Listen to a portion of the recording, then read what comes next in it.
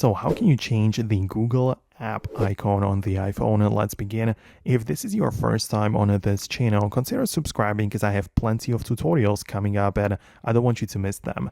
So the Google icon cannot be officially changed through the app, but you can set up a shortcut, and that's the way a lot of people use to change the app icons. And the way you do this is by opening the Shortcuts application, clicking on the plus button to create a brand new one.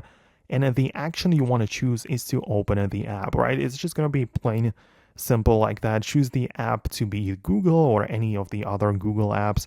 And then once you're done, click on share and add it to the home screen. And this is where it gets interesting because when you click on add it to home screen, you get to change the way the whole thing is going to look.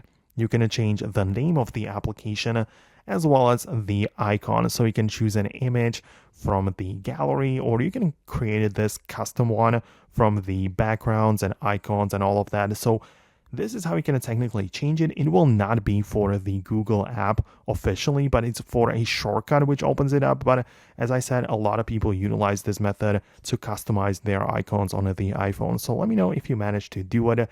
Thanks a lot for watching and your support. Stay tuned by subscribing so you never miss anything important, and I'll see you later in the future videos.